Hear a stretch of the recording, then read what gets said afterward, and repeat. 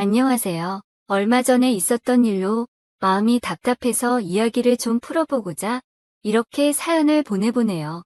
남편은 오랫동안 지병으로 싸우다가 3년 전에 먼저 하늘나라로 떠났습니다. 오랫동안 병으로 싸워온 남편을 보면서 저렇게 힘들 거면 차라리 빨리 끝내는 게 좋지 않을까라는 생각도 참 많이 들었어요. 그런 마음이 들다가도 혼자서 살 생각을 하니 참 막막하기도 했고요. 막상 이렇게 혼자가 되니 생각보다 마음이 많이 쓸쓸한 것 같습니다. 요즘 혼자 사는 여자들이 손가락질 받는 세상도 아니고 주변을 보더라도 흔하지만 제 직장이 변변치 않아서인지 여자 혼자 아이를 키우는 게 생각만큼 쉽지 않더군요. 손가락질 받을 만한 잘못은 아니라고 생각하지만 어쩔 수 없이 어려운 점이 많고 힘든 것만큼은 변함이 없네요. 그래서 이렇게 혼자서 아이를 키우는 시간이 지나갈수록 처음보다 더 힘겨운 나날을 보내고 있습니다. 월급으로는 아이를 잘 키울 수 없을 것 같단 생각에 요즘에 유행하는 무인으로 운영하는 가게라도 하나 해보려고 준비했었는데 그 사업을 준비하는 과정에서 모아둔 돈까지 사기당하고 말았습니다. 세상이 정말 무서운 것 같아요. 아무것도 모르는 저 같은 사람은 정말 사기당하기 좋은 세상이더라고요. 경찰에도 신고해보고 법원에도 여러 번 갔지만 결국에는 아무런 문제가 없다는 식으로 나와버리니 정말 가슴이 답답했습니다. 그놈의 계약서가 뭔지 계약서 상으로 문제가 없다면서 오히려 저를 멍청한 사람으로 취급하더라고요. 그렇게 다시 차근차근 돈을 모으면서 정말 힘겨운 삶을 살아가고 있습니다. 시댁에는 시동생이 한 명 있는데 남편 떠나고서 남은 우리 가족을 위해서 정말 적극적으로 많은 도움을 주고 있습니다. 시동생은 집 주변에 있는 작은 회사를 다니는 평범한 직장인이고요. 나이는 좀 많은 편이지만 아직 결혼을 안 하고 있고 1년 전에 애인과 헤어지면서 실연의 고통을 겪더니 아직까지 새 여자친구는 없는 상태고요. 결혼까지 생각했던 사람이랑 헤어지고 나니 얼마나 슬픈지 모른다며 저에게도 많이 하소연을 했었습니다. 그런데 한 달 전에 시동생이 저희 집에 와서 저에게 이상한 말을 했습니다. 장난인지 진심인지는 모르겠지만 저도 이제는 나이가 나이인지라 결혼을 진지하게 해야 되겠다고 생각하는데 제가 그냥 형수님 모시면서 부부로 살면 안 되냐는 식으로 이야기를 하는 겁니다. 갑자기 이런 말을 하길래 저는 장난치지 말라며 단칼에 말을 잘랐습니다. 어처구니가 없다고 생각했기 때문이에요. 아무리 제 남편이 죽었지만 남편의 동생이라는 사람이 저한테 그런 말을 하는 걸 보고 너무 어이가 없었습니다. 근데 시동생이 그런 말을 하는 게 정말 진심이었는지 조카랑 사이도 좋고 잘 키울 수 있다면서 그래도 조카만 키우기는 좀 그러니까 해도 딱 한 명만 더 가지자는 말까지 하더라고요. 시부모님께는 자기가 잘 이야기할 테니 허락을 받을 수 있을 거라고 합니다. 아무런 예고 없이 갑자기 이런 말을 하는 게 너무 당황스러웠고 사실 그 말이 아주 거부감이 들지는 않았어요. 충분히 지금 상황을 보면 그런 부분도 생각할 수 있겠다는 생각이 들기는 하더라고요. 하지만 아무리 그래도 같이 가족으로 생활을 하던 사람이 그런 식으로 말을 하니까 당황스러울 수밖에요. 심지어 장난스럽게 말해도 조심스럽게 말해야 하는 것을 아주 당당하게 진심으로 저한테 말하길래 더 놀랐습니다. 그런 대화를 처음으로 나눈 지 며칠이라는 시간이 지났고 다시 만나서 얘기해보니 이번에는 더 진지했습니다. 형님 돌아가시고 난 후에 홀로 남겨진 저를 보면서 많은 연민이 들었다고 하더라고요. 그러면서 자기가 여러 방면에서 많이 도와줬는데 그럴 때마다 자기에게 의지를 하고 있는 제 모습을 볼 때마다 사랑의 불길이 붙으면서 제가 무척 사랑스러워 보였다고 하네요. 부끄러운 일도 아니지만 그래도 사람들에게 떠벌릴 일은 아닌 듯해서 생각을 지어보려 애도 쓰고 감히 형수를 넘본다는 것은 생각도 못했는데 그 생각이 계속 떠나질 않았다면서 자기도 힘들었다고 하더라고요. 하지만 저를 좋아하는 마음만큼은 진심이라며 떠나간 형님을 대신해서 자기가 잘할 수 있고 이제 저만 있다면 아주 행복할 것 같다는 말도 했어요. 저는 아직까지는 그런 시동생의 제안을 받아들일 수 없었습니다. 마음의 정리도 안 됐고 아직은 새로운 남자가 필요하다는 생각까지도 하지 않았기 때문입니다. 무엇보다 남들에게 손가락질 받을 만한 위험한 행동이고 아이를 생각해서라도 절대로 안 된다고 말하고는 시동생을 다시 돌려보냈습니다. 그런데 시동생이 그 뒤로도 끊임없이 똑같은 얘기를 하고 있습니다. 진심으로 저를 좋아한다고요? 그런 얘기를 계속해서 할 때마다 저 또한 마음이 조금씩 열려갔습니다. 이 나이에 어디서 누구를 만나서 다시 결혼을 할 수 있나 싶으니까 답답한 건 저도 마찬가지였거든요. 그렇다고 지금 제 자식을 계속 아빠 없는 아이로 키우고 싶다는 생각도 안 들고 무엇보다 저도 쓸쓸한 마음에 기댈 곳이 필요하다는 생각이 듭니다. 저 또한 여자이기에 자꾸 그런 얘기를 듣다 보니 제 삶이 힘들어서인지 한 번씩 흔들릴 때도 있습니다. 솔직한 제 심정이 그렇더군요. 아무리 사람으로서 옳고 그름을 판단하려고 해도 어쩔 수 없이 마음이 움직이는 게 있잖아요. 그리고 얼마 전 남편 기일에 아이를 데리고 반년 만에 시댁에 갔습니다. 일 끝나고 저녁 늦게 도착해서는 시어머니께서 차려놓은 제사상으로 제사를 지내고 시댁 식구들과 인사를 나누고 자리에 앉아 대화를 시작했습니다. 그동안 잘 지냈냐, 별일 없냐는 등 간단한 안부 인사를 나눴습니다. 집안의 분위기는 그때처럼 무거웠습니다. 간단하게 술을 조금씩 먹다 보니 어느 정도 취기가 올랐는지 시어머니께서 아이를 데리고 방으로 먼저 들어가셨고 시아버지께서는 오랜만에 기분 좋아 보이는 시동생과 꽃다운 나이에 과부가 된 며느리가 안쓰러워 보이셨는지 젊은 사람들끼리 나가서 한 잔 더 하고 오라며 자리를 비켜주셨습니다. 그렇게 조금 불편한 시동생과 집 근처에 작은 맥주 가게로 갔습니다. 어느 정도 술 기운도 있고 약간 어두컴컴한 조명의 슬슬 분위기가 무르익자 시동생은 자신이 형님의 대를 이어 저와 함께하고 싶은 어리석은 생각이 자꾸 든다며 다시 얘기를 꺼냈습니다. 자신의 마음은 확고하다면서 형수님만 생각을 조금만 바꾸면 모두가 행복해질 수 있다는 말을 했습니다. 자기도 나이 먹고 부끄럽지만 제가 싫다 하면 절 깨끗이 포기한다는 말도 하더라고요. 평소 저를 따뜻하게 존대하던 그는 돌연말을 놓았고 그 낯설음이 저도 싫지 않았는데 그 순간은 심장이 쿵쾅거릴 만큼 떨리더라고요. 저도 어쩔 수 없는 여자인가 봐요. 그렇게 시작된 우리의 대화는 어느덧 핑크빛으로 물들기 시작했고 우리는 결국 서로를 바라보다 조심스레 손을 잡았습니다. 그렇게 둘 다 술이 많이 취한 날이라 그날 결국 사고가 터져버렸습니다. 맥주 가게를 나와 갑작스럽게 하룻밤을 같이 보내게 된 것인데 생각해보면 아찔한 실수였지만 아마도 그게 사랑의 시작이었던 것 같습니다. 술에 취해 있었지만 시동생도 저도 이성을 잃을 만큼 마시지는 않았기 때문에 실수라고 말하기도 어렵겠죠. 그날 밤 시동생과 저는 왠지 모르게 눈물이 나오더군요. 오랫동안 병으로 힘든 시간을 보냈던 자신의 형님이자 저의 남편 생각이 서로 많이 들지 않았을까 생각합니다. 그 시간들이 어찌나 지옥 같던지 지금 생각해보면 이렇게 먼저 하늘나라로 간 게 다행이라는 생각마저 들 정도로 모두가 힘들어했습니다. 그래도 참 좋은 사람이었는데 이렇게 떠나고 나니 아쉬운 마음이 많이 들더라고요. 서로 그런 생각에 잠겨서 한동안 눈물을 흘린 것 같네요. 그리고 다음날 운전하며 집으로 데려다주는 차 안에서 그와의 어색하면서도 자연스러운 관계를 저도 모르게 즐기고 있었고 그리고 며칠 후 저녁을 같이 먹으며 많은 얘기를 했어요.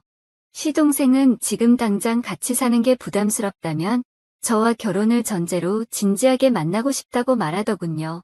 결혼식이 부담스럽다면 결혼식은 안 해도 된다는 말까지 하더라고요. 저를 배려해주는 마음이 고마웠습니다. 아직도 조심스럽고 두려운 마음이 더 큰 저를 이해해주고 감싸주는 그에게 점점 마음이 열리는 것을 느끼고 있습니다.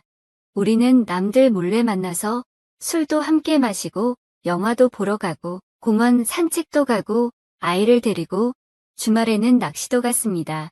아주 평범한 데이트도 하면서 솔직하게 그 후로 잠자리도 여러 번 했습니다. 그때마다 저와 시동생은 정말 우리가 이렇게까지 잘 맞아도 되냐며 행복해했습니다. 마법에 걸린 것처럼 좋더라고요. 그가 하는 말이 그렇게 저와 함께 지내면서 세상을 얻은 것 같다는 말도 해주더군요. 형님이 떠난 빈자리를 이렇게나마 채울 수 있어서 오히려 자신은 행복하다는 말도 했습니다. 그리고 얼마 전 시동생이 반지를 건네며 자신과 결혼해달라고 프러포즈를 했습니다. 저를 진심으로 사랑한다고 말하더라고요. 그는 이상하리만큼 저와의 관계에 대해 신념에 찬 확신이 있어 보였습니다. 제가 그렇게 좋은 사람이 아닌 것 같다는 생각을 가끔씩 하는데 시동생은 저를 전혀 그렇게 보지 않더라고요. 저만 있으면 앞으로의 삶을 별 문제 없이 살 수 있다는 듯이 저를 좋아하고 아껴주는데 왜 그렇게까지 저를 좋아하는지 의문이 듭니다. 그만큼 저도 솔직하게 말하자면 가슴이 벅차고 너무 고마운 마음이 들더군요.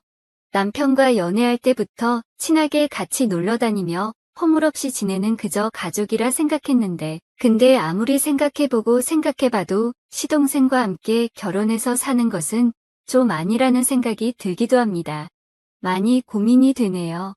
이제 저는 어찌 해야 할까요? 아이를 생각하자면 꼭 새로운 남자를 만나야 할 것 같은데 다른 남자를 만나는 것보다 저를 이렇게나 좋아하는 시동생을 만나는 게 낫다는 생각이 들기도 하고 혼란스럽습니다. 이런 사랑의 감정이 죄일까요? 작은 빌라에 조카랑 둘이 살면서 불편하지는 않는지 전기가 나가지 않았는지 여자 혼자 산다고 사람들이 함부로 대하지는 않는지 시동생은 참으로 자상하게 살뜰히 저희를 챙겨주었습니다. 어쩔 때는 남편보다 훨씬 낫다는 생각이 들기도 했어요. 제 남편은 참 좋은 사람이었지만 이렇게 다정한 사람은 아니었거든요. 그래서 더 시동생의 행동이 사랑스럽게 보이고 고맙게 느껴집니다. 한 번씩은 저보다 먼저 퇴근하고 저희 집과 회사도 가깝고 하니 저보다도 먼저 도착해서는 아이를 챙겨주면서 이것저것 합니다. 어느 날은 청소기를 다 돌려놓고 어느 날은 빨래를 해놓고 어느 날은 욕실 청소를 해놓고 음식만 할 줄 몰라서 안 하는데 요즘은 아이가 끝나는 시간 맞춰 데리고 오는 것도 도맡아서 합니다. 그러다가 퇴근하고 들어서는 저를 보며 씩 웃고는 아이랑 놀아주며 텔레비전을 봅니다. 아무리 상상해보지 않으려 해도 그와의 결혼 생활은 그의 이런저런 아기자기한 배려들로 늘 안락하고 따뜻할 것만 같은 생각 때문에 오히려 더 우울해지는 것 같네요. 솔직히 말하자면 많이 흔들리고 마음의 결정을 내려버린 것 같습니다. 이런 상황에 놓이게 한 남편도 좀 미워졌습니다. 남편은 없는 살림이었지만 몸 하나는 건강하다며 저와 우리 가족만큼은 꼭 행복하게 해준다며 걱정하지 말라고 늘 입버릇처럼 말하던 사람이었거든요.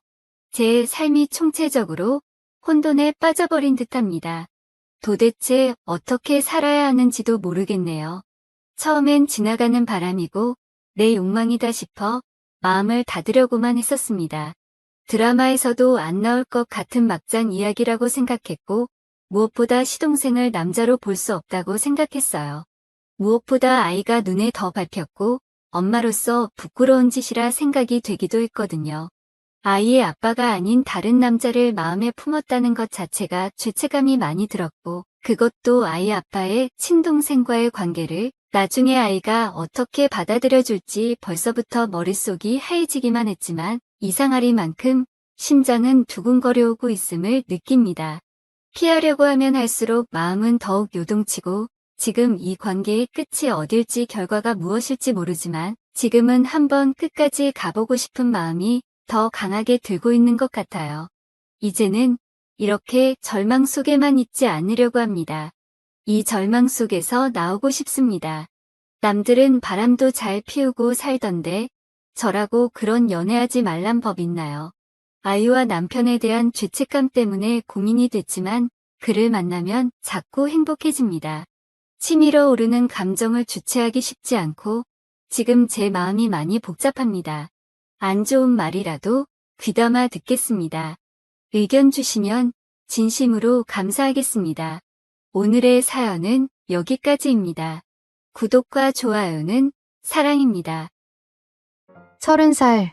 아직 정규직 없이 아르바이트로 생활을 이어가고 있어요. 작년에 있었던 일을 떠올리면 지금도 묘한 감정이 밀려오네요. 저는 군 입대 시기를 잘 맞춘 덕분에 복학도 빠르게 했고 또래 친구들이나 동기들보다 조금 일찍 대학을 졸업할 수 있었어요. 바로 취업을 준비했으면 좋았겠지만 그 당시에는 조금 더 청춘을 즐기자는 생각이 강했죠. 졸업이 뭐라고 마치 세상을 다 가진 것처럼 여유를 부리면서 취업을 위한 공부보다는 그냥 시간을 보내는 데 집중했던 것 같아요. 지금 생각하면 한심하죠. 마치 토끼와 거북이 이야기처럼 저는 앞서 있다고 자만했지만 결국 꾸준히 가야 할 길을 외면했던 거예요. 그렇게 시간을 흘려보낸 걸 후회했을 땐 이미 늦었고 시간은 참 야속하게도 쏜살같이 지나가더군요. 결국 별다른 준비 없이 다시 본가로 내려가야 했어요. 저희 집은 물리적으로는 크지 않지만 친척들 사이에서는 큰 집 역할을 하는 곳이었죠. 명절이면 온 가족이 모이고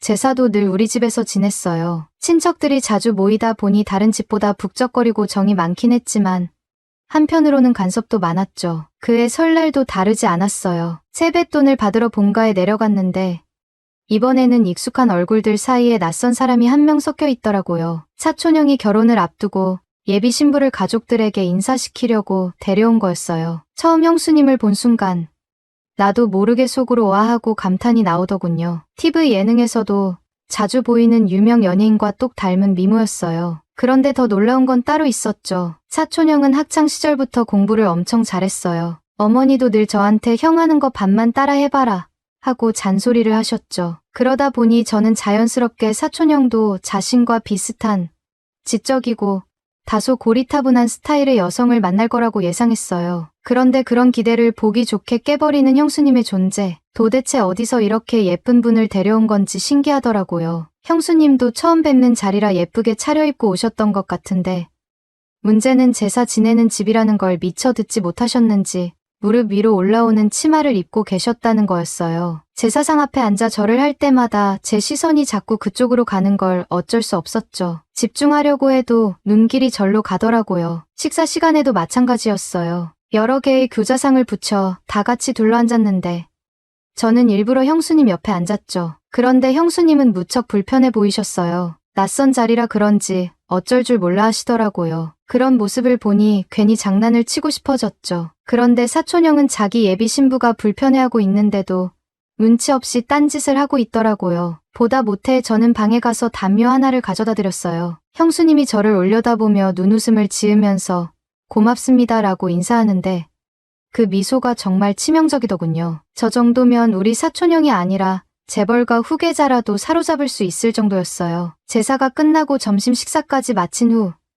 어른들은 거실에 모여 수다를 떨고 나머지 친척들은 각자 방에서 낮잠을 자기 시작했어요. 저도 방에 들어가 쉬고 싶었는데 취업 안 한다고 친척들 대화 속 주제로 올라가는 바람에 도망갈 수도 없었어요. 결국 이러지도 저러지도 못한 채 거실 한쪽에서 애매하게 서성이고만 있었죠. 그러다가 결국 친척 형한테 제 방까지 빼앗겨버리고 말았어요. 형이 전날 늦게까지 일하고 몇 시간도 못 자고 차 끌고 내려오느라 피곤하다면서 제 방에서 눈 좀 붙이겠다고 하더라고요. 뭐 피곤하다는 사람한테 굳이 못 자게 할 수도 없으니까 내어주긴 했지만 덕분에 갈 곳이 완전히 사라져 버린 셈이었죠. 그러다 보니 저는 계속 거실에서 어른들의 잔소리를 듣는 신세가 되고 말았어요. 누구는 어디 취직했다더라 하면서 심지어 사돈의 팔촌 이야기까지 꺼내면서 저를 나무라기 시작하더라고요. 미리 눈치껏 방으로 숨어버렸어야 했는데 괜히 타이밍을 놓치는 바람에 대화의 중심이 돼 버린 거죠.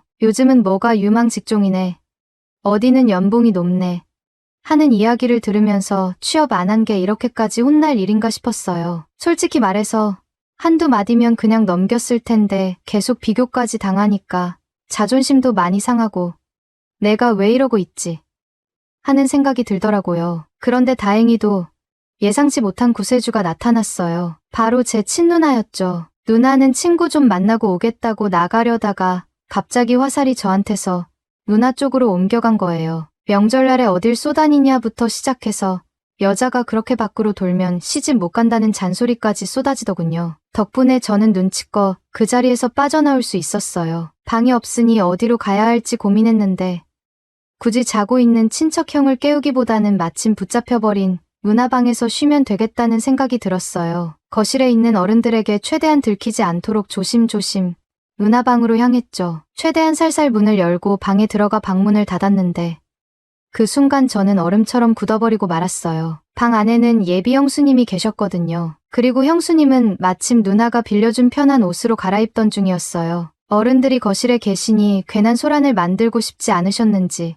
저를 보고도 놀라긴 했지만 소리조차 지르지 못하시는 것 같더라고요. 그런데 저도 그 순간에는 너무 당황해서 어떻게 해야 할지 모르겠더라고요. 밖으로 나가면 나가는 대로 다시 친척들한테 붙잡힐 것 같고 그러다 괜히 친척 어른들 앞에서 형수님의 이런 모습을 보게 되는 건 아닐까 싶었어요. 결국 최대한 작은 목소리로 죄송합니다 하면서 연신 사과를 했고 급하게 고개를 반대쪽으로 돌려버렸어요. 하지만 아무리 눈을 감고 있어도 이미 뇌리에 각인된 모습이 떠오르더라고요. 오히려 눈을 감으니까 더 선명해지는 기분이었어요. 그때 들려오는 스르륵거리는 옷 스치는 소리가 더더욱 머릿속을 복잡하게 만들었죠. 그러다 형수님이 이제 괜찮아요 하고 말하셔서 다시 눈을 뜨고 조심스럽게 고개를 돌렸어요. 형수님은 누나가 빌려준 편한 티셔츠에 반바지를 입고 계셨는데 같은 옷인데도 형수님이 입고 있으니까 완전히 다른 분위기가 나더라고요. 하얀색 티셔츠가 얇아서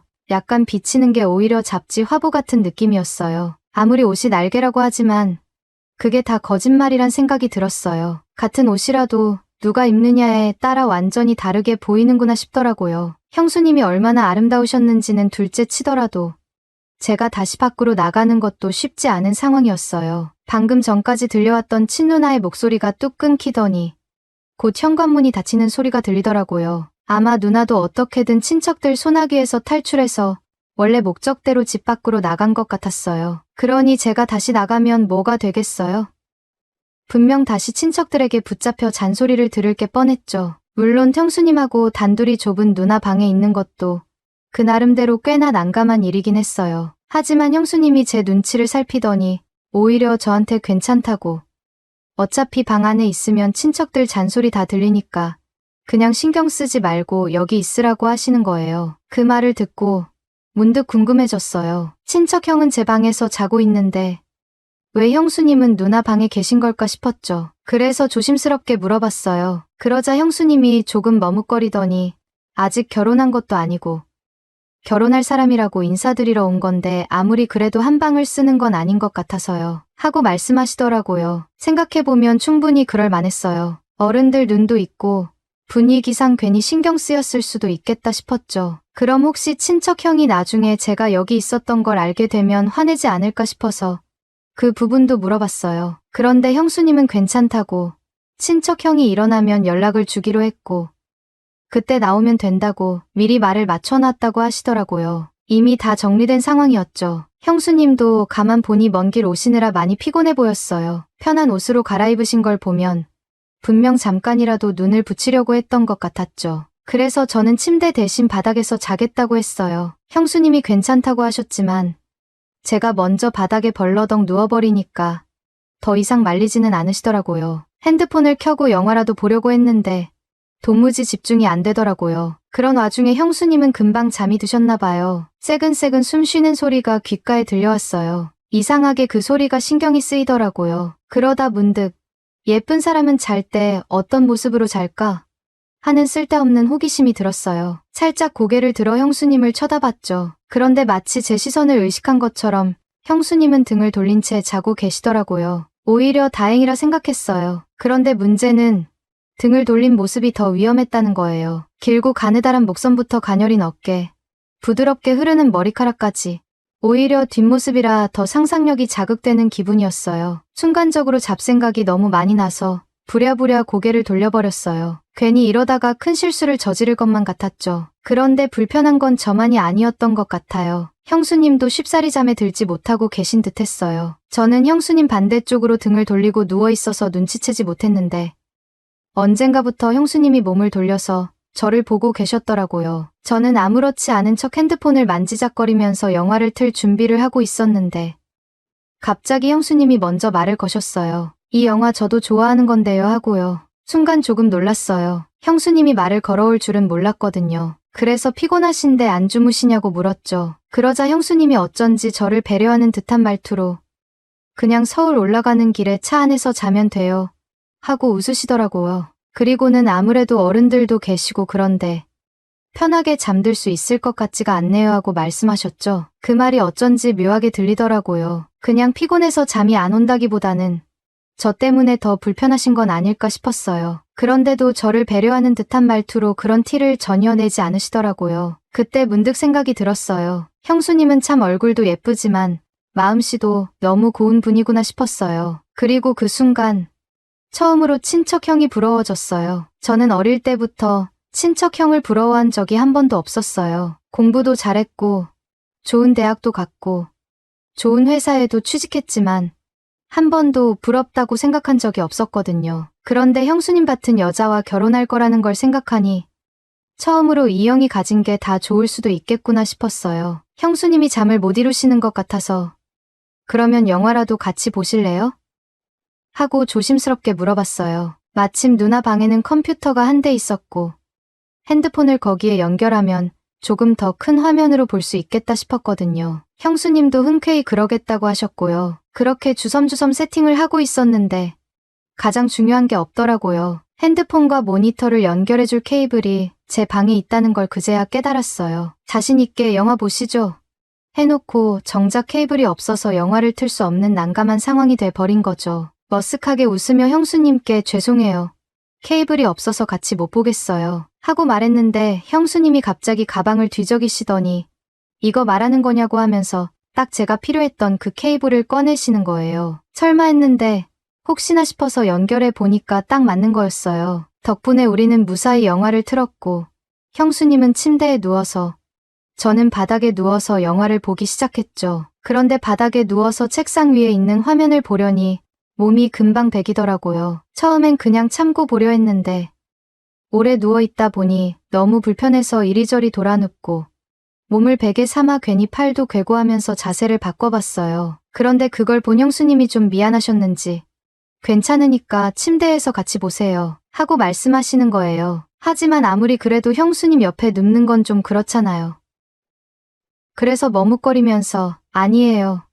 괜찮아요. 그냥 바닥에서 볼게요. 했더니 형수님이 오히려 그럼 제가 바닥에서 볼 테니까 침대에서 보세요. 하고 단호하게 말씀하시더라고요. 그런데 또 그건 그거대로 도저히 못할 짓이었어요. 형수님이 바닥에서 영화를 보게 만들 수는 없잖아요. 결국 어쩔 수 없이 형수님 옆에 조심스럽게 자리를 잡고 누웠어요. 누나 방이니 당연히 침대가 그렇게 크지는 않았고 최대한 멀리 떨어져서 눕고 싶었는데도 공간이 협소하니 엄청 가깝게 느껴졌어요. 게다가 형수님이 한 번씩 자세를 바꾸실 때마다 형수님의 오른팔과 제 왼팔이 살짝살짝 닿았는데 그게 또 묘하게 신경이 쓰이더라고요. 그리고 형수님에게서 은은한 향수 냄새가 났어요. 진하지도 과하지도 않은데 아주 자연스럽게 퍼지는 그 향이 괜히 더 이상한 기분이 들게 만들었어요. 생각을 달리하려고 이불을 덮고 몸을 가렸는데 이게 오히려 더 민망한 상황이 돼 버린 것 같았죠. 그런데 형수님도 참 대범하시더라고요. 아무리 제가 친척형의 동생이라고 해도 이 정도 거리에서 아무렇지도 않게 행동하시는 걸 보면 저를 너무 동생처럼만 생각하시는 게 아닌가 싶었어요. 저도 취직만 안 했지. 나이 30인 남자인데 말이에요. 그렇게 영화를 보고 있었는데 생각보다 연인 사이가 아닌 남녀가 같이 보기에는 조금 민망한 장면들이 계속 나오더라고요. 다행히 소리를 작게 해놔서 망정이지. 밖에서 들렸으면 오해받기 딱 좋은 상황이었어요. 그런데 아무리 형수님이 대범하셔도 그 장면이 나오자 고개를 돌리시더라고요. 그런데 문제는 그 장면이 끝날 기미를 안 보이고 오히려 점점 더 과감해지는 분위기가 이어졌다는 거죠. 아무리 신경 안 쓰려 해도 이대로 계속 보다가는 진짜 곤란한 상황이 될 것 같아서 저는 냅다 일어나서 영화를 꺼버렸어요. 그리고 저도 모르게 형수님께 계속 죄송해요. 진짜 죄송해요. 하고 사과를 했어요. 아무 잘못도 한 게 없는데 이상하게 미안한 기분이 들더라고요. 형수님도 영화가 꺼지고 나니 긴장이 풀리셨는지 아니에요. 방 뺏어간 오빠가 잘못한 거지. 잘못한 거 하나도 없어요. 하시면서 살짝 웃으시더라고요. 그때 가지런하고 새하얀 치아가 보였는데 정말 얼굴 하나하나 어느 곳 하나 빠지는 곳이 없더라고요. 이쯤 되니까 어쩌면 형으로부터 형수님을 빼앗고 싶다는 좀 위험한 욕심까지 들었어요. 물론 감히 그런 일을 할 수도 없었고 그럴 생각도 없었지만 그만큼 형수님이 너무 매력적이었어요. 그러고 얼마 지나지 않아 형한테서 형수님에게 연락이 왔어요. 이제 일어났으니까 형수님도 준비하고 나오라는 거였죠. 다행스럽게도 친척 형이 방 안으로 직접 데리러 오진 않아서 단둘이 방 안에 있었다는 사실이 들키진 않았어요. 그런데 문제는 형수님이 나가기 전에 누나한테 빌려 입었던 옷에서 원래 입고 있던 옷으로 갈아입어야 한다는 거였어요. 다시 한번 저는 고개를 돌리고 눈을 꼭 감았죠. 그런데 이게 오히려 더 문제였어요. 눈을 감고 있어도 코앞에서 들려오는 옷 스치는 소리며 옷을 벗는 가벼운 움직임까지 다 느껴지는 것 같았어요. 차라리 눈을 뜨고 있는 게 낫겠다는 생각이 들 정도로 눈을 감아도 그 모습이 머릿속에서 너무 선명하게 그려지는 거예요. 온몸이 굳어버리고 숨도 제대로 못 쉬겠더라고요. 그렇게 가까스로 정신을 붙잡고 있는 사이 형수님은 자연스럽게 옷을 갈아입고 방을 나가셨어요. 저도 한참 뒤에야 슬쩍 나왔죠. 다행히 아무한테도 들키지 않았으니 그 몇 시간 동안 있었던 일은 우리 둘만의 비밀이 되어버린 셈이었어요. 그 덕분인지 저녁 식사 자리에서 형수님과 더 편하게 대화를 나눌 수 있었고 급속도로 친해졌어요. 그러다 자연스럽게 서로 전화번호도 교환하게 됐죠. 저는 장난스럽게 저 서울로 취직할 생각인데 올라가면 신세 좀 져야겠네요. 하고 능청스럽게 말했어요. 형수님도 웃으면서 언제든지 도와줄 테니까 부담 갖지 말고 빨리 올라와요 하시더라고요. 알고 보니 형수님도 저랑 비슷한 처지였어요. 지방에서 공부하다가 서울에 있는 회사에 취직하면서 올라왔는데 서울에는 아는 사람이 거의 없었다고 하시더라고요. 그래서 친척 형과 거의 모든 시간을 함께 보냈다고 해요. 하지만 형이 워낙 공부벌레라서 재미없을 때가 많았다고요. 맨날 둘이서만 놀고 있으니까 심심하죠. 그리고 오빠가 좀 너무 못 놀아요. 이것저것 좀 가르쳐 줘야 해요. 하면서 웃으시더라고요. 그렇게 분위기가 좋아진 덕분에 저녁 식사가 끝나고도 한참 동안 식탁에 앉아 수다를 떨었어요. 형수님도 오랜만에 편하게 이야기할 사람이 생긴 게 즐거워 보이셨고 저도 오랜만에 진짜 내 편이 생긴 느낌이었어요. 그런데 시간이 꽤 늦었더라고요. 형수님도 이제 출발해야겠다고 하시면서 일어나셨는데 저 멀리 보니까 형은 거실에서 삼촌들이랑 술판을 벌이고 있더라고요. 형수님도 순간 당황하신 것 같았어요. 보니까 형수님은 운전을 못 하시는 것 같았고 친척 형도 처음엔 삼촌들이 따라주는 술 한두 잔 받아먹다가 결국 제대로 취해버린 모양이었어요. 완전히 고삐가 풀려버린 분위기였죠. 이러면 형수님은 어쩌나 싶었어요. 대리라도 불러야 하나 아니면 그냥 여기서 자고 가야 하나 별의별 생각이 다 들었어요. 형수님과 낮에 방에서 단둘이 있던 일 그리고 저녁 식사 후에도 둘이서 유난히 잘 맞았던 게 자꾸 떠올랐어요. 혹시 형수님도 저한테 관심이 있는 건 아닐까 그런 생각이 스치긴 했죠. 하지만 곧 형수님이 형을 정말 많이 좋아한다는 게 느껴졌어요. 형수님은 술에 취한 형을 보면서 화를 내는 게 아니라 다정하게 천천히 마셔요. 하고 조용히 타이르더라고요. 그리고는 자연스럽게 삼촌들이 있는 자리로 합석해서 그들이 따라주는 술을 넙죽넙죽 받아 마시기 시작했어요. 우리 삼촌들이 보통 짓궂은 게 아닌데도 형수님은 그 농담을 다 받아치면서 분위기를 더 밝게 만들었어요. 삼촌들 입담이 워낙 거칠기로 유명한데도 형수님은 전혀 기죽지 않고 센스 있게 받아 넘기더라고요. 그 모습을 보면서 참 부럽다는 생각이 들었어요. 저도 나중에 결혼을 한다면 형수님처럼 어디 가서든 기죽지 않고 밝게 분위기를 주도할 줄 아는 여자를 만나야겠다고 결심했죠. 그런데 삼촌들이 가만둘 리가 없었어요. 원래도 술을 좋아하는 분들인데 오늘은 특히 더 심했죠. 일부러 형수님을 취하게 만들려고 쉴 새 없이 잔을 따라주는 거예요. 친척 형은 마신 양이 그렇게 많아 보이지도 않았는데 이미 옆에서 뻗어버려 있었어요. 결국 형수님 혼자 삼촌들을 상대해야 하는 상황이 됐죠. 보다 못한 저는 형수님을 도와야겠다 싶어서 옆으로 가서 함께 술을 마시기 시작했어요. 형수님한테 집중되는 잔을 저도 같이 받아가면서 말이에요. 그런데 형수님은 정말 대단했어요. 우리 삼촌들이 웬만한 사람과 술 마시면 절대 먼저 쓰러지는 일이 없는 분들인데 결국 삼촌들이 하나둘씩 거실에 뻗어버릴 때까지 형수님은 끝까지 버티고 있었어요. 저는 나중에 합류해서 그나마 덜 취한 상태였죠. 결국 술에 취한 삼촌들은 그대로 거실에서 자도록 두고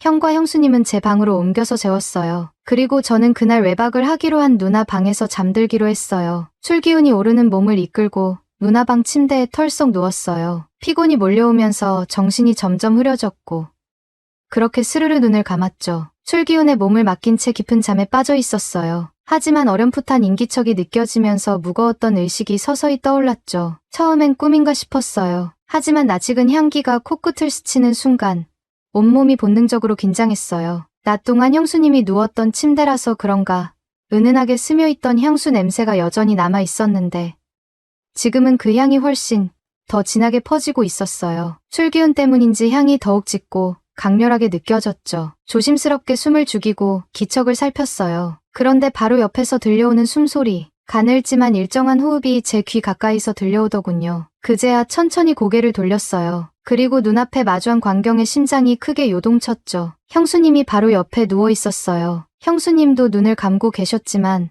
얼굴이 아주 가까이 있어서 미세한 콧김까지 느껴질 정도였어요. 숨을 들이쉴 때마다 술향이 살짝 섞인 그 특유의 달큰한 향기가 가볍게 스쳐 지나갔죠. 형수님은 아마 화장실을 다녀오시다가 방을 착각하고 낮 동안 계셨던 문화방으로 돌아온 모양이었어요. 몸을 살짝 움직이려 했지만 너무 가까운 거리라 자칫 잘못하면 피부가 닿을 것 같아서 그대로 굳어버렸죠. 심장이 미친 듯이 뛰기 시작했어요. 나란히 누운 채 이렇게 가까운 거리에 있으니 생각이 멈추질 않았어요. 형수님의 숨소리는 일정했지만 그 안에 묘한 취기가 섞여 있었어요. 조용한 공간 속에서 가벼운 숨소리조차 둔탁하게 울리는 듯했고 코끝을 간지럽히는 향수 냄새가 머릿속까지 마비시키는 기분이었어요. 빛이 거의 없는 어두운 방 안, 희미한 달빛에 비치는 형수님의 옆선이 어쩌면 그렇게도 아름다워 보이던지 도저히 참을 수가 없었습니다. 떨리는 마음으로 용기 내어 형수님 얼굴 가까이에 다가가 부드럽게 키스를 했습니다. 형수님은 제가 친척 형이라고 착각을 한 것인지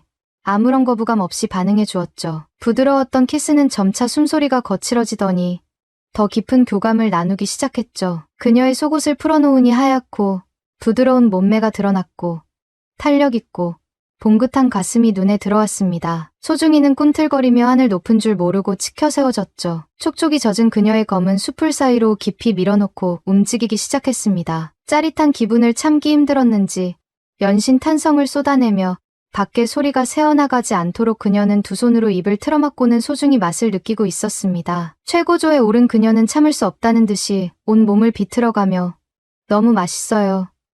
더 빨리 해주세요라고 하는 겁니다. 그 소리를 자극받은 저는 더 힘차고 빠르게 움직였고 마지막을 같이 느끼게 되었죠. 긴장이 풀어진 그녀는 저의 품에 있더니 얼마 지나지 않아 잠이 들었고 저는 방을 빠져나와 삼촌들이 자고 있는 거실 한쪽 구석에 자리를 잡고 몸을 기대었습니다. 다음 날 아침, 형수님은 전날 밤의 일을 기억하지 못하는 듯했어요. 여느 때와 다름없이 차분한 표정으로 친척 형과 함께 집을 떠날 채비를 하고 계셨죠. 삼촌들은 새벽녘에 다 깨서 이미 다 돌아가고 없었고 어느새 집안은 다시 조용해졌어요. 그렇게 형수님과 형이 떠나는 모습을 보는데 속에서 묘한 아쉬움이 밀려왔어요. 딱 하루 같이 있었을 뿐인데 다시 못 본다고 생각하니 너무 서운했어요. 형은 그렇다 쳐도 형수님을 한동안 보지 못한다는 게 견딜 수 없이 아쉽더라고요. 형수님을 보내고 나서도 좀처럼 마음이 진정되지 않았어요. 결국 다시 누나 방으로 들어갔어요. 내 방도 있었지만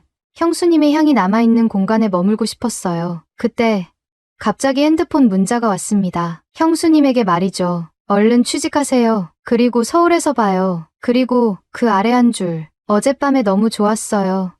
서울에 오면 또 해줄 수 있는 거죠. 그 문장을 읽고 손끝이 저려왔어요. 그 순간 깨달았어요. 형수님이 취한 게 아니었다는 걸 말이죠. 그 말이 계기가 되었는지 저는 정말 이를 악물고 공부하기 시작했어요. 목표는 하나였죠. 서울에 올라가서 취업해서 그녀를 만나는 것. 그리고 결국 원하는 대로 서울의 번듯한 직장에 취직을 하게 되었어요. 마침 회사도 형수님과 형의 신혼집과 가까웠어요. 그렇게 형이 출장을 가는 날이면 형수님과 저는 마치 약속이라도 한 듯 둘만의 뜨거운 시간을 보내곤 했죠. 꼬리가 길면 밟힌다는 말이 있죠. 언젠가 들키게 될 수도 있겠죠. 하지만 들킬 땐 들키더라도 저는 이 관계를 쉽게 끊고 싶지 않아요. 형수님이 갑자기 저를 껴안더니 벽에 밀어붙이고 제 입술을 물었습니다. 약간 아팠지만 더 강한 쾌감이 느껴졌습니다. 놀라서 눈을 크게 뜨고 상황을 이해한 후 저는 형수님을 껴안고 주도권을 잡았습니다. 여자를 처음 키스해본 저는 서툴기 짝이 없었지만 형수님은 도망가지 않았습니다. 어두운 복도에서 형수님의 따뜻한 체온에 저는 거의 폭발할 것 같았습니다. 단순한 키스에 만족할 수 없었던 저는 빠르게 열쇠를 꺼내 문을 열고 형수님을 소파로 옮겼습니다. 안녕하세요. 저와 형은 어릴 적 부모님께서 사고로 일찍 돌아가셔서 할머니 손에서 자랐고 그마저도 할머니가 제 나이 11살 때 노안으로 돌아가시면서 우리는 고아가 되었습니다. 형은 저보다 8살 많았고 대학 진학을 포기하고 19살부터 저를 먹여 살리려고 생업에 뛰어들었습니다. 형 덕분에 저는 국내 명문대에 들어갔고 악착같이 공부를 해서 전액 장학금으로 대학을 마쳤습니다. 형은 저의 졸업을 앞두고 3년 사귄 형수님과 7개월 전에 결혼식을 올렸습니다. 그리고 제가 금융회사에 취직을 했다는 소식을 듣고 형과 형수님은 맛있는 한우를 사준다며 같이 차를 타고 이동하다 대형 교통사고를 당하고 말았습니다. 병원에서 깨어났을 때 가장 먼저 본 사람은 형수인 박지연이었습니다. 그녀는 아직도 사고 당시의 옷을 입고 있었고 긴 생머리가 뒤엉켜 있었습니다. 그녀의 큰 눈은 눈물로 벌겋게 부어 있었습니다. 그제야 저는 형이 없다는 사실을 알게 되었습니다. 형이 위기 순간 우리를 보호하려고 핸들을 꺾어서 형수님은 타박상 정도만 입었고 저는 다리가 골절됐고 척추에 충격을 가해서 의사 말로는 빠르면 반년 정도는 지나야 회복될 수 있다고 했습니다. 만약 상처가 감염되면 상황이 더 나빠질 수 있다고 했죠. 부모님이 일찍 돌아가시고 왕래하는 친척도 없었습니다. 사실 저는 형이 키워준 것이나 다름없는데 이제 형마저도 떠나버렸습니다. 형수님은 큰 슬픔 속에서도 장례를 치르고 저를 돌봐주느라 바빴습니다. 큰 충격을 받은 저는 저 때문에 형님이 돌아가셨다는 자괴감에 나날이 우울해 갔으며 여러 번 안 좋은 생각을 했었습니다. 형수님은 이런 저를 보며 분노했고 정신 차리라고 뺨을 세게 때렸습니다. 너의 형이 이러려고 너를 살렸니? 너의 형이 지금 너의 모습을 보면 얼마나 가슴 아파할 줄 아니? 네가 잘 살아야지 그래야 네 형이. 형수님은 끝내 말을 멈추고 밖으로 나갔습니다.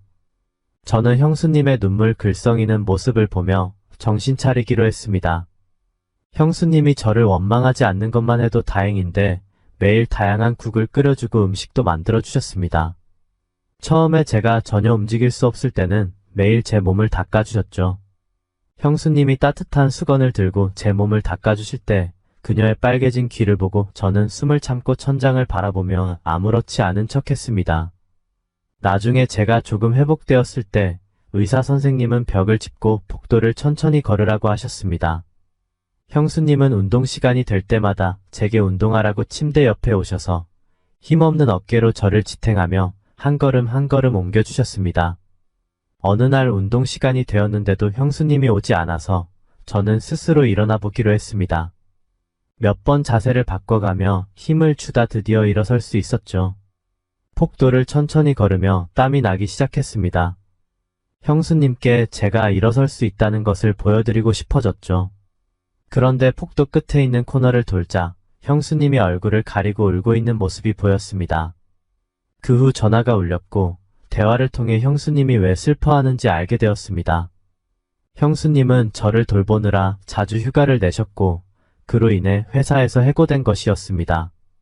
형수님의 떨리는 어깨를 보면서 저는 말로 표현할 수 없는 감정을 느꼈습니다. 4개월이 좀 넘었을 때 형수님은 저의 고집에 이기지 못해 재퇴원을 허락해 주셨습니다. 저는 빨리 걸을 수 있게 되길 원했고 빨리 일을 해서 돈을 벌고 싶었습니다. 형수님에게 모든 생활 부담을 지우지 않으려고 했던 거죠. 저는 대학교 때도 계속 장학금을 받았고 2학년 때는 창업한 선배와 함께 프로젝트를 하면서 많은 경험을 쌓았습니다. 졸업 전에 이미 한 금융회사에서 고액 연봉을 제안받았지만 그 교통사고로 인해 모든 것이 중단되었습니다. 집에 돌아간 첫날 밤 저는 이미 잠이 들었지만 갑자기 소변이 마려워 형수님을 불러 도움을 청하려고 했습니다. 그런데 화장실에서 물 흐르는 소리가 들렸습니다. 형수님은 저녁에 이미 샤워를 하셨는데 왜 밤에 또 씻고 있는지 의아했습니다. 생각하던 중 물소리 속에서 형수님의 불안한 목소리가 섞여 들렸습니다. 그제서야 형수님이 무엇을 하고 있는지 깨달은 저는 잠이 확 달아났습니다. 스스로에게 형수님도 겨우 26살의 젊은 여자라는 사실을 되새기며 욕망을 억제하기 어려웠을 거라고 이해하려 했습니다. 우리 집은 옛날 24평 아파트라 화장실이 한 개밖에 없었습니다. 저는 다시 방으로 들어갔고 잠시 후 형수님이 나오는 소리가 들렸습니다. 애써 잠을 청하려 했지만 소변이 점점 더 마려워졌습니다. 참다 결국 형수님을 부를 수밖에 없었죠. 형수님은 제가 깨어있는 것을 예상하지 못한 듯 깜짝 놀라셨고 얼굴에 약간의 홍조가 돌았습니다. 약간 당황한 듯한 표정으로 왜 그러냐고 물었을 때 저는 아무것도 모르는 척하며 화장실에 가고 싶다고 말했습니다. 형수님은 미소 지으며 한숨 돌린 듯 저를 부축해 화장실로 데려갔습니다. 막 샤워한 뒤라 바닥이 미끄러우니까 조심해라고 말씀하시며 문을 닫고 나가셨습니다.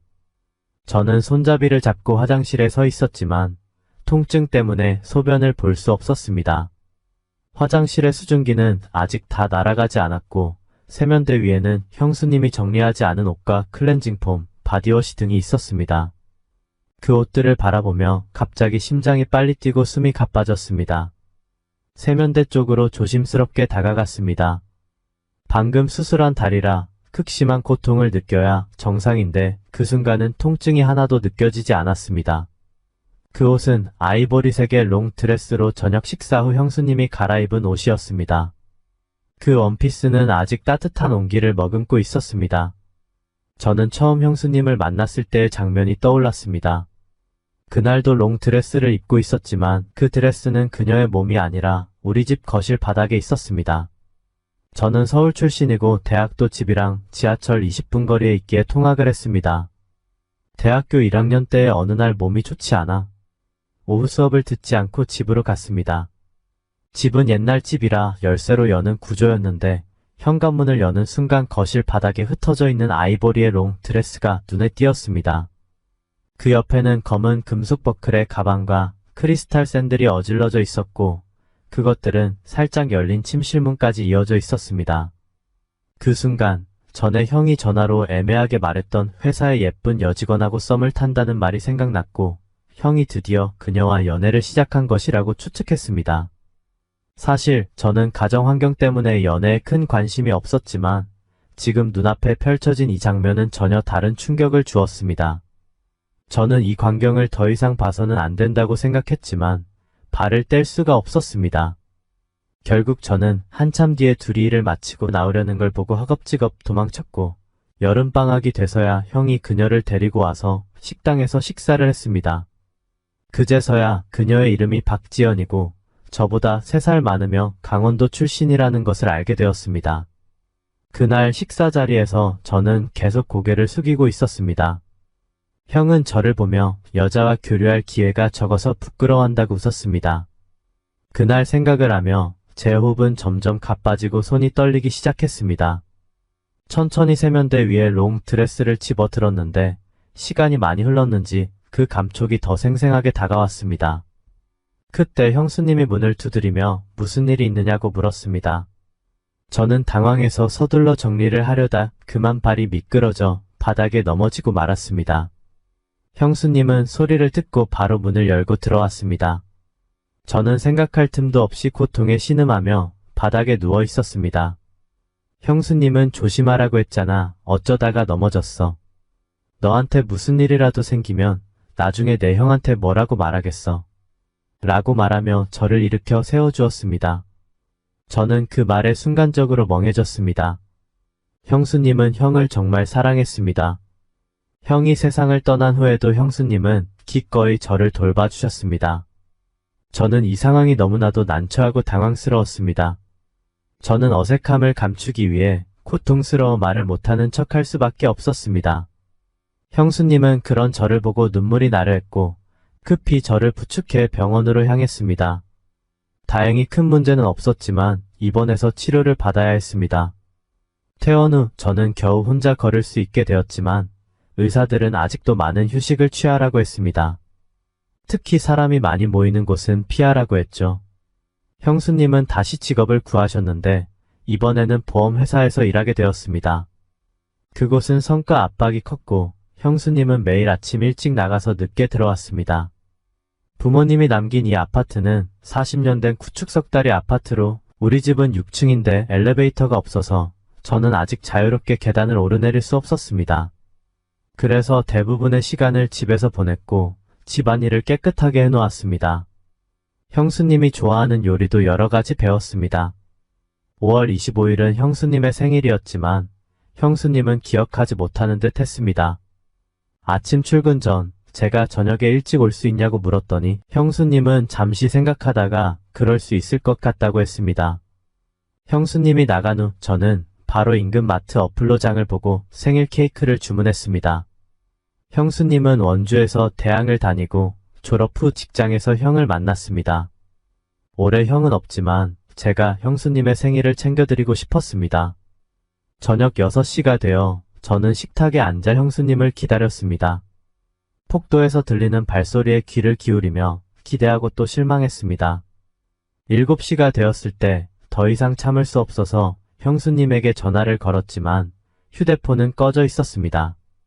저는 순간 불안해졌습니다. 그동안 걷는 것이 많이 나아졌지만 형수님은 계속해서 계단을 조심하라고 당부하셨습니다. 저는 형수님에게 또 다른 걱정을 끼치기 싫었지만 이 상황에서는 형수님이 무슨 일이 생긴 건 아닌지 걱정되었습니다. 콜택시를 부르고 외투를 입고 휴대폰을 들고 집을 나섰습니다. 계단을 내려가는 것이 느렸지만 조심스럽게 한 걸음씩 안전하게 내려갔습니다. 택시를 타고 먼저 형수님의 회사로 갔지만 건물 안은 깜깜했습니다. 어떻게 해야 할지 몰라 망설이던 차에 형수님이 얼핏 오늘 어느 한 회사에 보험 업무가 있어 그 회사에 간다고 들은 것 같았습니다. 일단 가보자는 마음으로 택시를 타고 그 회사로 향했습니다. 그 회사에 도착하니 이미 저녁 9시가 넘은 시간이었습니다. 택시에서 내리자마자 그 회사 근처 식당을 돌아다녔습니다. 그리고 한 식당 앞에서 몇 명의 중년 남성들이 한 작은 체구의 젊은 여성을 둘러싸고 있는 것을 보았습니다. 가까이 다가가서 확인하니 형수님이었습니다. 형수님은 약간 취한 듯 보였지만 여전히 가방을 들고 몸을 보호하려고 애쓰고 있었습니다. 그러나 그녀는 무기력해 보였고 남자들의 손길을 막을 힘이 없어 보였습니다. 저는 주먹을 꽉 쥐고 다리의 불편함을 숨긴 채 최대한 당당한 걸음으로 그들 앞에 섰습니다. 남자들은 저를 보고 잠시 멈칫하며 형수님에게서 손을 뗐습니다. 그동안 제가 다리는 불편했지만 상체 운동은 꾸준히 해왔습니다. 저는 키가 크고 어깨가 넓어서 첫인상은 꽤 위압적으로 보였을 겁니다. 그들을 한번 쓱 본 후 형수님을 품에 끌어안았습니다. 그중 한 명은 술에 취해 얼굴이 붉게 변한 뚱뚱한 남자였습니다. 그가 저를 보고 손가락질하며 물었습니다. 너 누구야? 저는 그의 라는 말을 다 끝내기도 전에 형수님이 제 손을 꽉 잡으며 말했습니다. 제 동생이에요. 친동생. 남자들은 다시 웃으며 빈정댔습니다.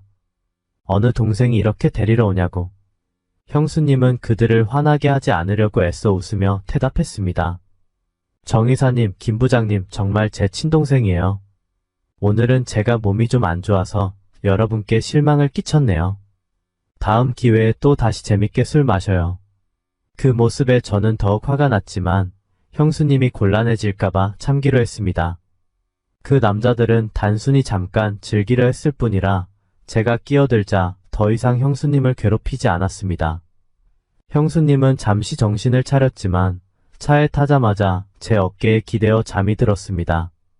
형수님은 오늘 타이트한 정장 스커트를 입고 있었습니다. 치마는 짧아서 앉으면 더 위로 올라갔습니다. 형수님은 지금 제 품에 기대어 몸을 기울이고 있었고 그 긴 다리가 제 기억 속의 이미지와 겹쳐졌습니다. 저는 창밖으로 빠르게 지나가는 가로등과 풍경을 보며 이를 악물고 참았습니다. 아파트에 도착해 형수님을 부축하며 계단을 한 걸음씩 올라갔습니다. 집 앞에 도착해 열쇠를 찾고 있을 때 형수님이 갑자기 저를 껴안더니 벽에 밀어붙이고 제 입술을 물었습니다. 약간 아팠지만 더 강한 쾌감이 느껴졌습니다. 놀라서 눈을 크게 뜨고 상황을 이해한 후 저는 형수님을 껴안고 주도권을 잡았습니다. 여자를 처음 키스해본 저는 서툴기 짝이 없었지만 형수님은 도망가지 않았습니다. 어두운 복도에서 형수님의 따뜻한 체온에 저는 거의 폭발할 것 같았습니다. 단순한 키스에 만족할 수 없었던 저는 빠르게 열쇠를 꺼내 문을 열고 형수님을 소파로 옮겼습니다. 밤이 깊어가고 저는 샤워를 마치고 나왔습니다. 형수님은 소파에 멍하니 앉아 있었고 테이블 위에는 생일 케이크와 거의 다 타버린 촛불이 있었습니다. 저는 만족감에 넘쳐 형수님 곁에 앉아 그녀를 품에 안고 말했습니다. 오늘은 당신 생일이에요. 이 음식들은 내가 직접 만든 건데 이제 다 식어버렸네요. 내일 다시 만들어줄게요. 촛불 저녁 식사가 분위기를 살린다고 해서 촛불도 샀어요. 내 다리는 거의 다 나았어요. 오늘 전에 오라던 회사에 연락했어요. 다음 주 월요일부터 출근하기로 했어요. 연봉도 전에 이야기했던 것과 같고 저는 형수님 앞에서 손가락으로 연봉 액수를 표시했습니다.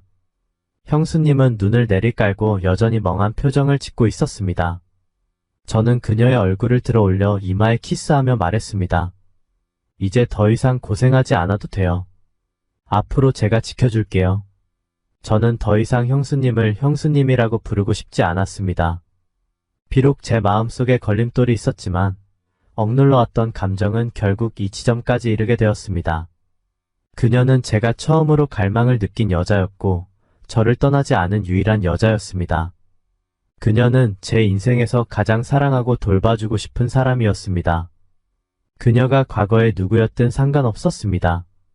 형수님은 제 품에서 벗어나며 정신을 차리기 시작했습니다. 그녀는 천천히 옷을 입기 시작했고 모든 불을 켰습니다. 밝은 빛이 눈부셔 저는 눈을 감았습니다. 형수님은 테이블 위의 음식을 오랫동안 바라보다가 눈물을 머금고 말했습니다. 미안해. 오늘 내가 술을 너무 많이 마셨어. 내가 너를 너의 형으로 착각했어. 저는 그녀가 저녁에 돌아오지 않은 것에 대해 사과하는 줄 알았고 웃으며 손을 흔들며 말했습니다. 괜찮아요. 다 지나갔어요. 하지만 형수님은 제 말을 끊으며 말했습니다.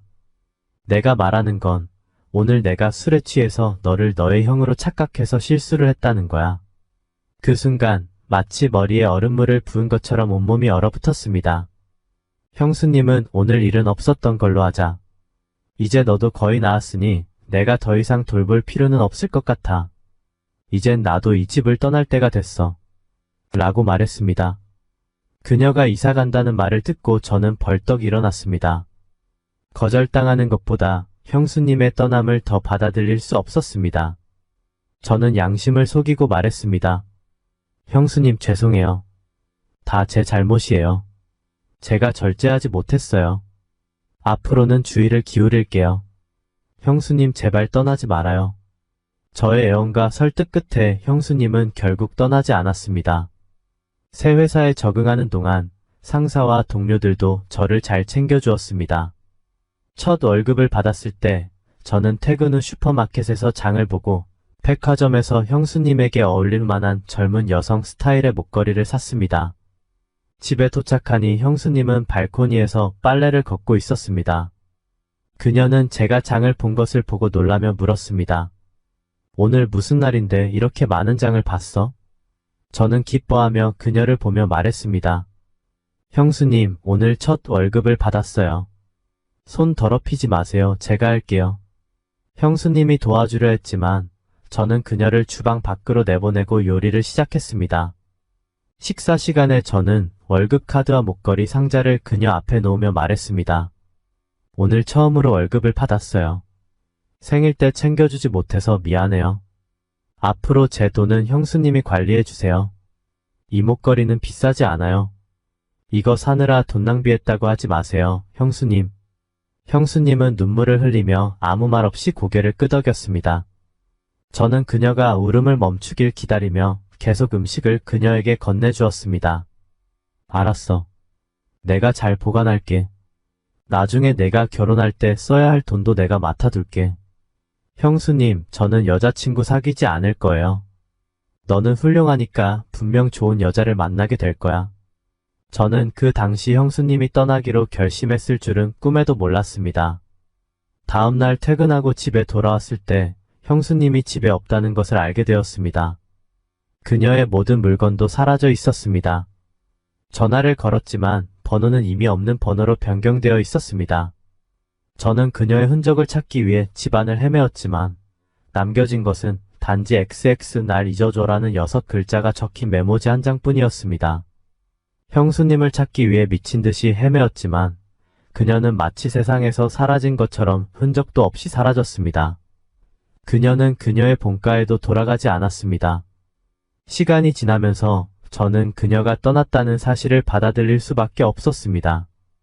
그 후 저는 모든 에너지를 일에 쏟아부었습니다. 실적이 월등히 뛰어나다 보니 2년 만에 팀장 자리에 올랐고 1년 후에는 부서장로 승진했습니다.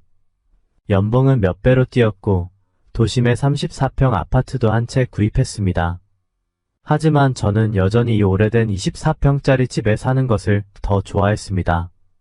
이곳에는 제 어린 시절의 추억, 부모님과의 추억, 형과의 추억, 그리고 형수님과의 추억도 남아 있었습니다. 그날 밤 어두운 복도에서 형수님이 발끝을 들어 키스하던 그 느낌을 잊을 수가 없었습니다. 형수님을 얻었던 그 순간의 기쁨은 아직도 마음 깊숙이 남아 있습니다. 그녀는 이 집을 위해 모든 것을 바쳤지만 아무것도 요구하지 않고 떠났습니다. 마치 우리 형제 곁에 와서 이 어려움을 함께 이겨내기 위해 존재했던 사람 같았습니다. 형수님은 참 좋은 사람이었습니다. 이 몇 년 동안 저는 여러 여자들과 사귀어 보려 했지만 그중 단 한 명만 제가 먼저 다가간 사람이었습니다. 그녀의 이름은 김채원이었고 우리 회사의 영업사원으로 지원했을 때 처음 만났습니다. 그녀는 긴 생머리에 옅은 화장을 하고 있었는데 순간 형수님인 줄 착각했습니다. 그리고 저는 그녀에게 시선을 빼앗겼습니다. 그녀가 저를 힐끔 쳐다볼 때 그 눈빛은 순수하고 청초하며 약간의 수줍음도 느껴졌습니다. 저는 그녀를 우리 팀에 남기기로 했고 그녀는 저의 팀원이 되었습니다. 그녀의 업무 능력은 그다지 뛰어나지 않았지만 저는 그녀에게 반복적으로 설명해주는 것도 전혀 귀찮지 않았습니다.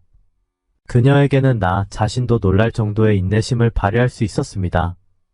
정규직으로 전환되었을 때 김채원은 저에게 감사의 메시지를 보냈고 저녁 식사에 초대했습니다. 저는 흔쾌히 응했습니다. 그날 저녁 그녀는 아이보리색의 롱드레스를 입고 있었는데 목선이 깊게 파이고 허리 양쪽에 트임이 있는 디자인이었습니다. 그 드레스는 그녀의 청순함을 약간 깨뜨리는 느낌이었습니다. 저녁 식사 후 그녀는 약간 취한 듯 제게 기대며 집까지 데려다 줄 수 있냐고 물었습니다. 저는 대리운전을 불러 그녀의 집으로 향했습니다. 그녀의 집은 지하철 옆 오피스텔이었고 깔끔하게 정리되어 있었습니다. 그녀의 나이 또래 여자들이 좋아할 만한 스타일이었습니다. 집에 들어서자 그녀는 저를 벽에 밀치고 고개를 들어 제게 키스하기 시작했습니다.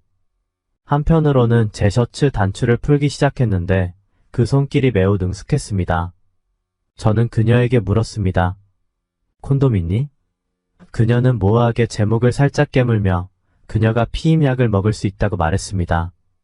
그 순간 저는 흥미가 거의 사라졌습니다. 그녀가 천천히 제 앞에 무릎을 꿇으려 할 때 저는 그녀의 손을 잡고 일으켰습니다. 미안해, 오늘은 내가 술을 너무 많이 마셨어. 그렇게 말하며 그녀의 당황한 눈빛을 뒤로하고 셔츠 단추를 채우고 차 열쇠를 집어들고 떠났습니다. 이후 김채원은 몇 번 더 저를 찾았지만 제가 냉담하게 대하자 더 이상 찾아오지 않았습니다. 그녀는 형수님보다 훨씬 영리하고 현실적이었습니다. 입사 1년 후 그녀는 이 회사를 발판으로 삼아 다른 회사로 이직했습니다. 그 후로 1년이 지나 저는 업무상 부산지사로 2달간 내려가야 했습니다. 저를 맞이한 매니저 이현수는 저와 같은 나이였고 부산에 먹고 놀 수 있는 장소들에 대해 잘 알고 있었습니다. 저녁 식사 후 그는 저를 고급 클럽으로 데려갔습니다. 그는 몇 명의 미녀들을 불러 선택하라고 했습니다. 둘을 골라서 카드게임 하세요. 하지만 저는 흥미가 없어 좋은 술 몇 병을 주문하고는 술을 잘 마신다고 말했습니다. 그는 크게 웃으며 말했습니다. 잘 찾아오셨네요. 여기에는 좋은 술과 미녀가 가득하답니다. 그러면서 술 판매 매니저를 불러주겠다고 했습니다. 술을 소개하는 매니저로 형수님이 들어온 것입니다.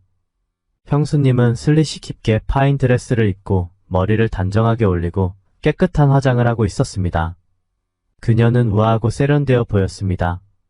형수님과 저는 서로를 보고 잠시 멍해졌습니다. 형수님은 재빨리 저의 시선을 피하며 다양한 양주를 소개하기 시작했습니다. 4년 만에 다시 본 형수님은 전혀 변하지 않았고 오히려 더 매력적이었습니다. 저는 그녀를 넋놓고 바라보았고 술의 이름들은 하나도 기억나지 않았습니다. 옆에 있던 이현수는 저의 이상한 반응을 눈치채고는 저와 형수님을 번갈아 보았습니다. 그는 제 귀에 대고 말했습니다. 여기 술을 소개하는 매니저는 손님을 접대하지 않습니다. 하지만 원하시면 제가 도와드릴 수 있습니다. 저는 고개를 저으며 말했습니다. 필요 없어요. 그건 그녀에게 모욕이 될 거예요. 그날 밤 저는 많은 술을 주문했습니다.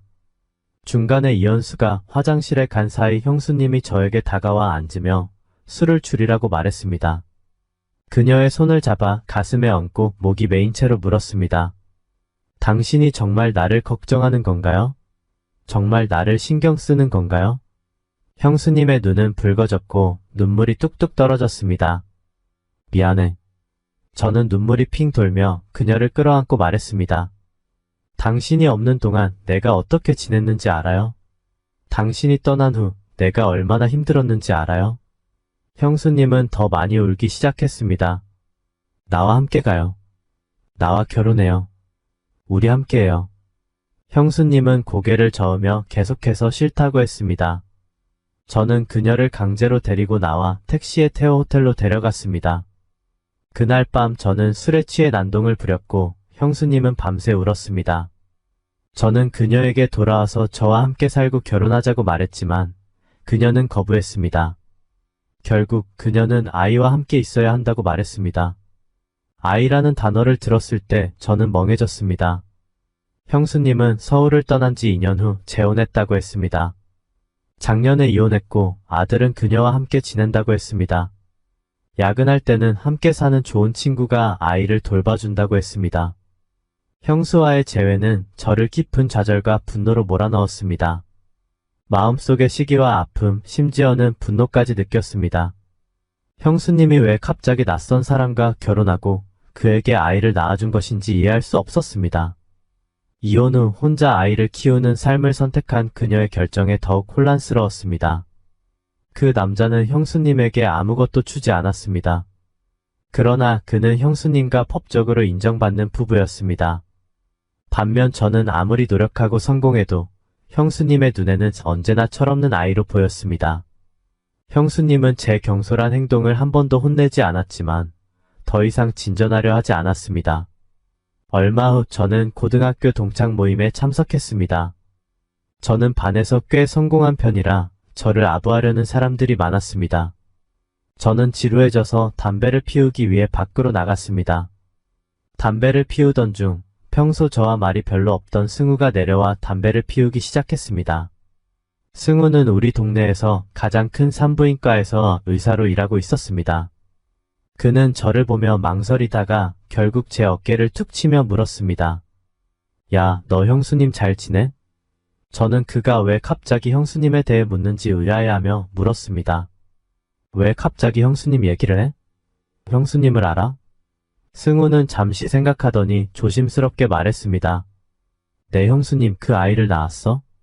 저는 담배를 피우던 손이 떨리며 물었습니다. 무슨 아이? 승우는 연기를 내뿜으며 설명했습니다. 내가 실습할 때 내 형수님이 피검사와 임신 검사를 받으러 왔었어.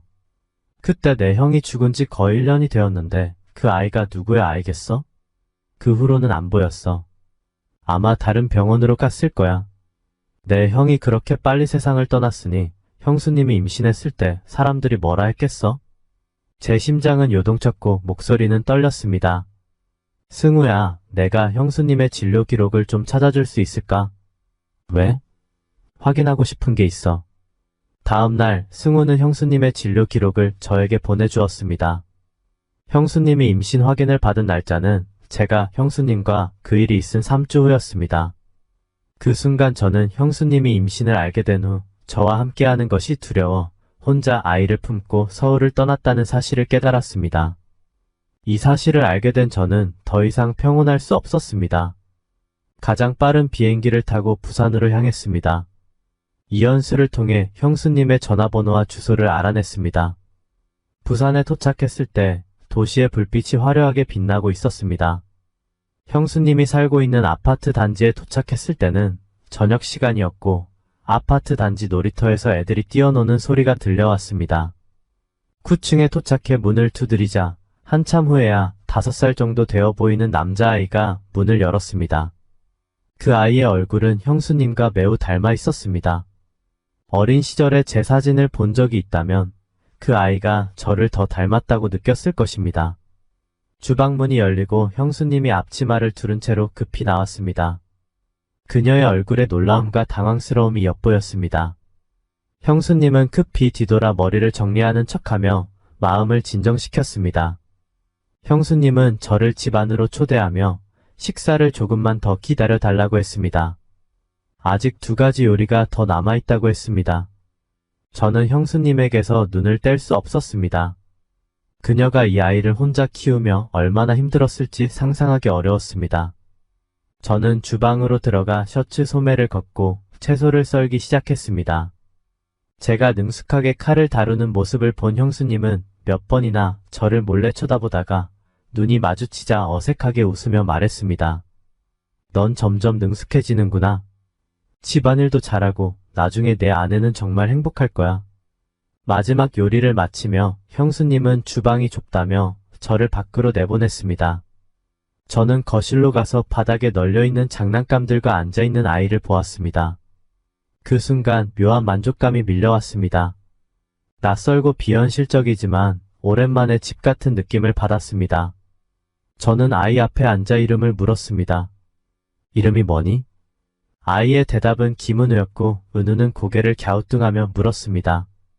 아저씨, 엄마의 남자친구죠? 저는 잠시 멍해졌다가 웃으며 대답했습니다.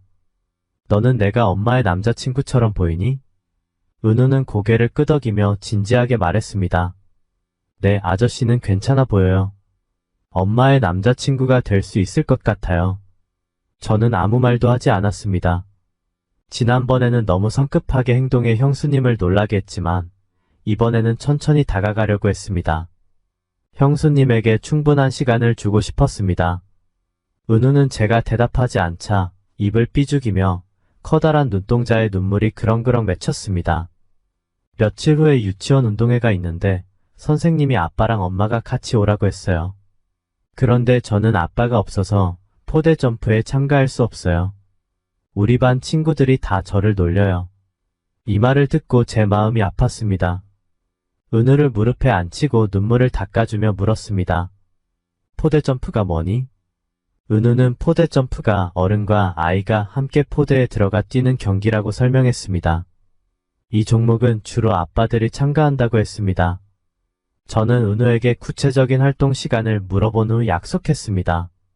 그럼 내가 그날 같이 가줄게 어때? 은우의 눈이 반짝이며 긴 속눈썹 위에 작은 물방울이 맺혔습니다. 정말요? 너무 좋아요. 그럼 제가 아빠라고 불러도 돼요? 이때 형수님이 국을 들고 나왔습니다.